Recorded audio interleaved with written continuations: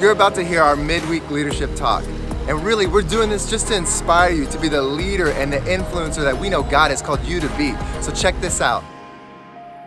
Let's go into Galatians chapter 5, verse number 7. Galatians chapter 5. We're going to read verses 7 through 12 here. You are running a good race. Who cut in on you to keep you from obeying the truth? That kind of persuasion does not come from the one who calls you. A little yeast works through the whole batch of dough. I am confident in the Lord that you will take no other view. The one who is throwing you into confusion, whoever that may be, will have to pay the penalty. Brothers and sisters, if I am still preaching circumcision, why am I still being persecuted? In that case, the offense of the cross has been abolished. Verse number 12. As for those agitators, I wish they would go the whole way and emasculate themselves. Okay. That's strong language. Title of today's leadership talk is You Can't Have My Plane. You can't have my plane. Or you can't have this plane. Come on. In Galatians chapter 5, and we're going to walk through this book at some point in time because I love it so much. In a couple of weeks, we're actually going to begin to walk through the book of Colossians, so I'm really excited about that, and we'll see how long it takes us. I'm just going to, every scripture that pops out, we're just going to walk through it and allow the Spirit of God to draw us closer to our Father. But with all that being said, the book of Galatians is the Apostle Paul trying to remind these people, hey, what happened? Okay, I preached the gospel of grace to you. It's not your works. It's not what you do. It is not the outward circumcision that makes you whole with God. It is the finished work of Jesus Christ. It's his death, burial, and resurrection. That's how you've been made new. That's how you've been made whole. And some other people got in there and they started saying, oh, no. It's not just Jesus. You need Jesus and this other stuff in order to really be complete. You need Jesus and this circumcision. If you don't have that, then you're not really a Christian. You're not really saved. You're not really new. And Paul heard about this and he is upset. As you can see, he is saying, hey, I wish those people wouldn't just circumcise themselves, but they would.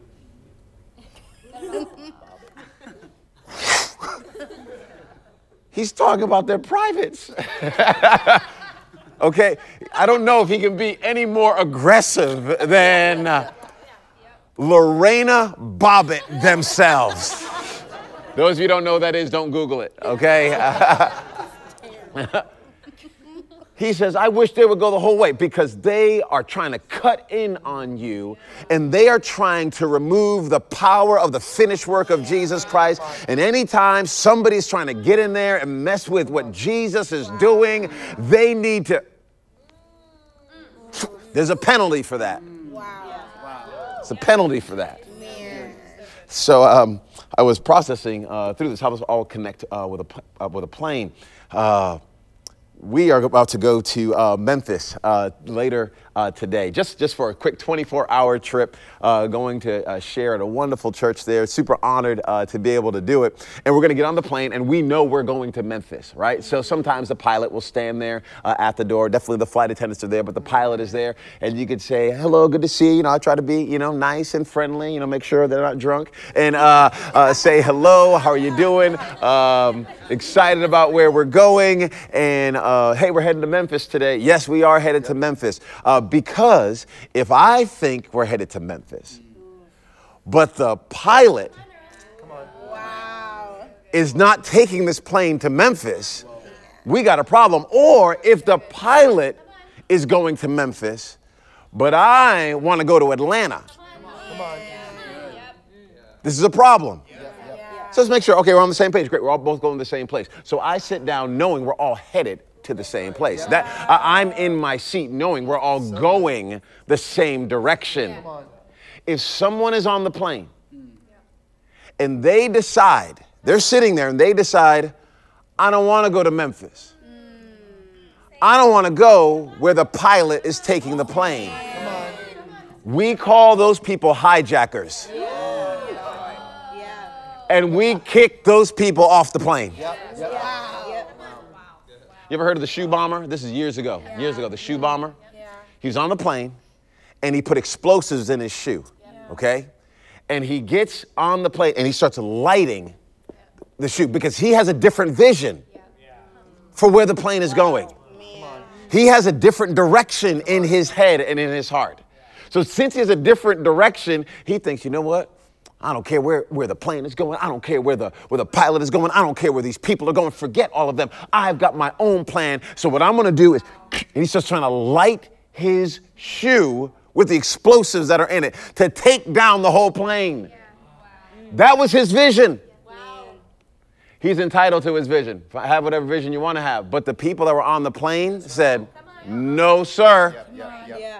It was not the captain that left the cockpit and stopped the shoe bomber.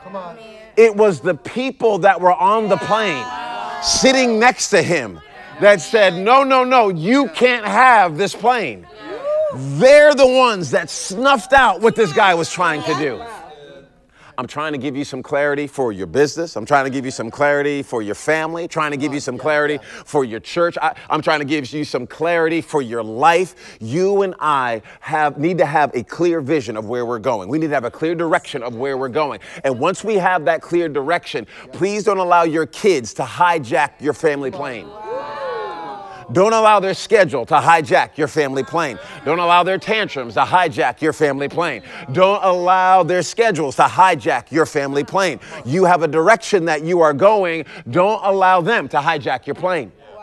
If you have a team, if you're at your job and your objective is X and somebody on the team is trying to say Y and you're saying, no, it's X, but they're saying Y. And everybody else on the team knows that it's X, but this one person is saying Y. Do not allow that person to hijack the plane. You're going to have to pull somebody aside and say, hey, I love you so much, but this is where our plane is going. If you don't want to be on this plane and go this direction, you are free to get your own plane. You are free to go and lead your own team. But on this plane, this is where we're going.